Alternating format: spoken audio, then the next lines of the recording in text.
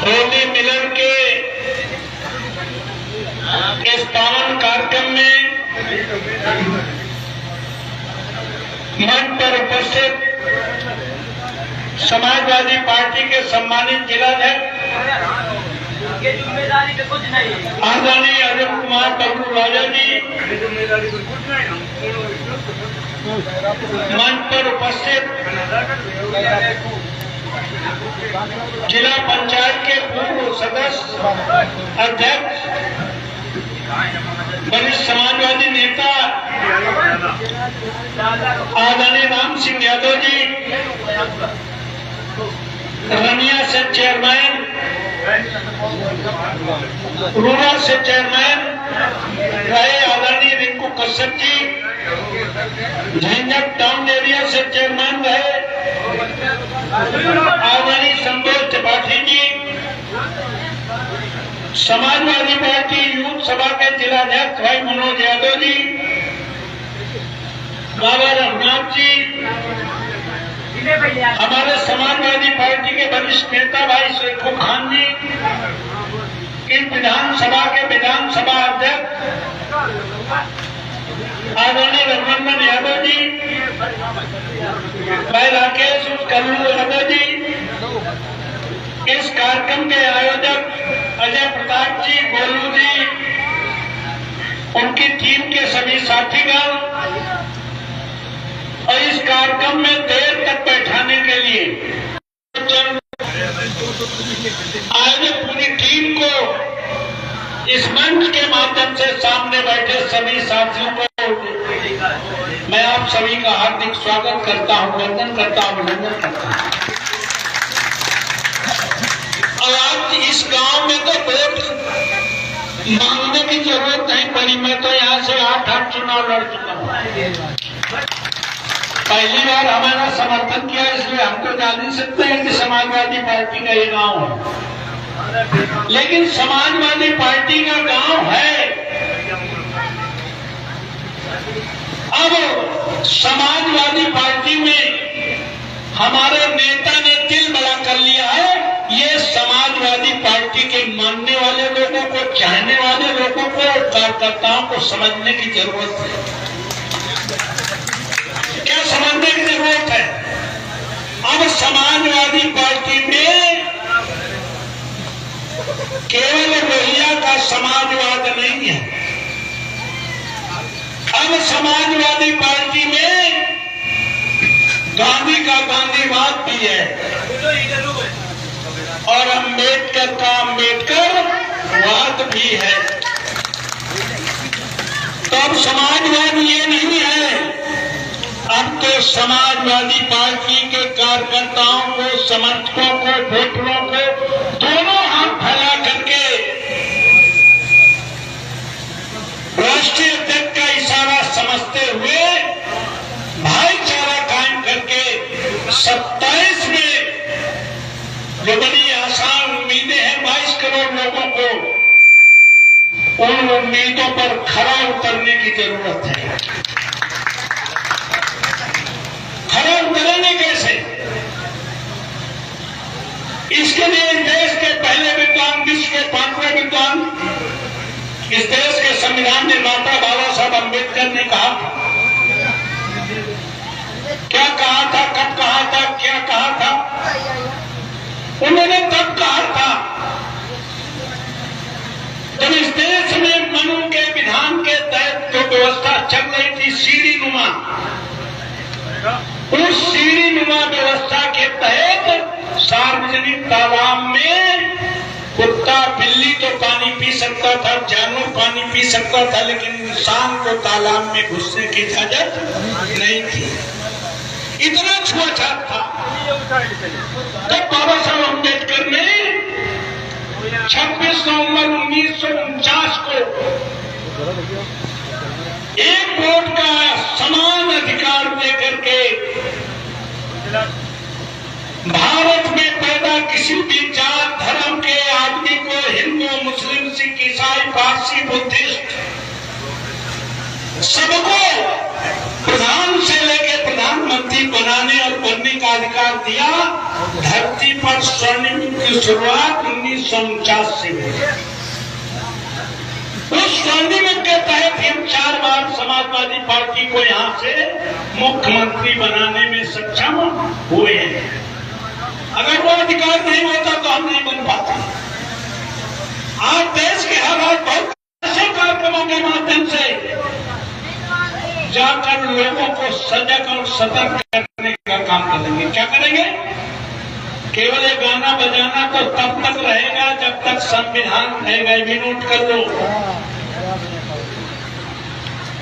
आज की तारीख में अगर भीम भागवत करानी हो तो पापड़ मलने पड़ते हैं, लेकिन अगर गणेश महोत्सव में चाहे नदियां में चाक मर जाएं, उसके लिए कोई परमिशन की जरूरत है? समझ लो, अभी तो संविधान है।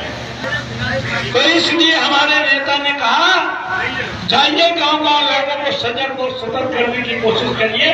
इसलिए होली मिलन के बहाने जो बाबा साहब अम्बेडकर ने कहा था कि दलित समाज के लोग, पिछड़े वर्ग के लोग, मुस्लिम समाज के लोग, सर्वहारा वर्ग के लोग आपस में खान पान न करे, कोई बात नहीं। आपस में रोटी और बेटी के संबंध करे, कोई बात नहीं। जैसे आज होली मिलन के बहाने सहारापुर में कार्यक्रम है, ऐसे कार्यक्रम में बैठना शुरू करिए। देश का पहला विद्वान, विश्व का 5वां विद्वान बैठने जैसी छोटी मोटी बात नहीं कर रहे। उन्हें पता था कि बैठेंगे तो बात करेंगे, बात चाहे खाना के माध्यम से करेंगे, चाहे मंच के माध्यम से के लोग बोले, बात लंबी चलेगी तो चाय पानी भी होगा, बात और देर तक चलेगी तो अजय प्रताप और गोलू का खाना पानी भी होगा। अगर बातें और चले तो बाबा साहब अम्बेडकर जानते थे कि जात जैसी कोई चीज है नहीं, लेकिन जाति है कि जाति ही नहीं। उन्होंने कहा, क्यों कहा था ये बात? वो जानते थे जिनको हजारों साल से दबाया गया है, पछाड़ा गया है, कुचला गया है, रोका गया है, उन्हें अगर शिक्षा के दरवाजे खुल जाएं, उन्हें अगर सत्ता के दरवाजे खुल जाएं, तो जातियां टूटेंगी, भाईचारा बढ़ेगी। आज जब हमें पढ़ने का अवसर मिला है, जब हमें सत्ता में आने का मौका मिला है, तो हम 4 बार मुख्यमंत्री बना चुके हैं। 5वीं बार बनाने के लिए आज संकल्प लेने के लिए यहाँ पर आए हैं। हम 2 बार MP बन चुके हैं, MLA बन चुके हैं। अगर इस देश में डॉक्टर अम्बेडकर नहीं पैदा हुए होते तो हम प्रधान बनने का सपना भी नहीं देख सकते। तो इसलिए मैं कहना चाहता हूँ, देश के हालात खराब हैं। सबसे पहला स्लोगन बाबा साहब अम्बेडकर का है, ये गाना बजाना तो तब चलेगा जब घर में देसी घी की चुपड़ी रोटी मिलेगी। जो हालात आज खराब हैं, इस गांव में हमें लगता है सैकड़ों एम्प्लॉय होंगे, लेकिन इन 10 सालों में कोई एक एम्प्लॉयमेंट पाने का काम क्यों भैया? अगर घर में ना हो दाना तो फिर नहीं पसंद आएगा गाना। तो इसलिए उन्होंने कहा कि जाइए, सबसे पहला अगर 10 साल में हमला हुआ है तो शिक्षा पे हमला हुआ है। किस पर हमला हुआ है? भारत की शिक्षा जो उसकी गाइडलाइन है, जो 10 सालों में बनाई है, सारे विश्वविद्यालय में आरएसएस के बैठा दिए गए हैं, सिलेबस चेंज कर दिया गया है। अब यही सिलेबस पढ़ाया जाता है नाम का फलाने। तो मैं साथियों कहना चाहता हूँ, शिक्षा पे हमला कैसे हुआ? सबसे पहले क्वालिटी एजुकेशन पे हमला हुआ है। सत्ता में बैठने के बाद मोदी जी ने भारत के चर्चों में, भारत के क्रिश्चियन मिशनरी स्कूलों में जहाँ क्वालिटी एजुकेशन है, आज भी जो इस गांव में क्राइस्ट चर्च का पढ़ा होगा उसे पता होगा क्राइस्ट चर्च की पढ़ाई और TBS की पढ़ाई में अंतर कितना है। जब पूरे देश में, पूरी दुनिया में क्रिश्चियनिटी नंबर 1 है, पूरी दुनिया के शासकों ने कहा मोदी जी अगर भारत के चर्चों में, स्कूलों में पत्थर नहीं बंद हुए तो तुम्हारा विदेश आना बंद होगा, तब पत्थर क्रिश्चियन पे हमला हो रहा था तो शेखू भाई को कोई लेना देना नहीं, और शेखू भाई पे तो लगातार बुलडोजर चल रहा है कि नहीं चल रहा भाई? मुसलमानों पे बुलडोजर चल रहा है, ये समाजवादी पार्टी वाले भी खुश होते हैं, दलित पिछड़े खुश होते हैं कि मोदी जी ने चाहे नौकरी खत्म कर दी हो, मोदी जी ने देश बेच दिया हो, कुछ किया हो न किया हो, लेकिन मुसलमानों को बिल्कुल ठीक किया है। अरे कहां से है भाई? ये तो हमारे परिवार के लोग हैं। अगर देखना है तो बड़े पैमाने पर अगर कन्वर्जन हुआ है मुस्लिम में, तो हमें लगा जो बाबा जी बैठे उनकी बिरादरी का सबसे बड़ा कन्वर्जन हुआ।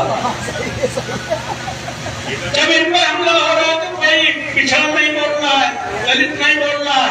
दोबारा हमला हुआ दलितों पर, अब हुआ हमला सुप्रीम कोर्ट के जरिए, सुप्रीम कोर्ट के जरिए SC/ST खत्म करा दिया। उन्हें पता था कि इससे पिछड़े तो बहुत प्रसन्न हो जाएंगे, अगले तो प्रसन्न होंगे, पिछड़े भी प्रसन्न हो जाएंगे कि अपने दलितों की पिटाई का लाइसेंस मिल गया। लेकिन मैं बधाई देना चाहता हूँ बाबा साहब अम्बेडकर के मानने वाले चाहने वाले लोग सड़कों पर उतरे, सुप्रीम कोर्ट के कंटेम्प्ट की परवाह किए बिना ट्रेनें जलाई, बसें जलाई, 108 मारे गए। मोदी जी को लगा हम तो समझे थे दलितों में करंट नहीं, इनमें तो बड़ा करंट है, तब SC/ST पार्लियामेंट से जब मुसलमानों पे हमला हो रहा है, पिछड़े का मतलब नहीं, पिछड़ों पे दलितों पे हमला हो रहा है तो पिछड़ों को मतलब नहीं, और पिछड़ों पे भी हमला हुआ है जिनकी आधी से ज्यादा आबादी है। अभी निकाय चुनाव जो हो गए हैं, पंचायत के चुनाव, रनिया चेयरमैन तुम्हारा बन गया, अकबरपुर बन गया, इनमें उन्होंने हाई कोर्ट के जरिए पिछड़ों में जो 27% आरक्षण है उसको खत्म करा दिया। जिस दिन आरक्षण खत्म हुआ हाई कोर्ट से, दैनिक जागरण ने हमसे पूछा बाल साहब आप सभा के बड़े नेता हो, हाई कोर्ट ने कहा निकाय चुनाव में पिछड़ों को आरक्षण की आवश्यकता नहीं, क्या कहना? हमने कहा मैं हाई कोर्ट के आदेश का स्वागत करता हूँ। सरकार को चाहिए कि तुरंत बिना 27% आरक्षण के अधिसूचना जारी करके चुनाव करा दे, ताकि आधी से ज्यादा आबादी को जो हिंदू को बुखार चढ़ा पूरा प्रदर्शन कर सके। मैं ये सुनी कर रहा हूँ कि बारी बारी से पिटाई हो गई। हमने कभी सुना था कि एक बनियानाथ होता था हमारी तरफ कि 3 चोर थे, 9 पथिक थे, और 3 चोर 9 को नचा रहे थे।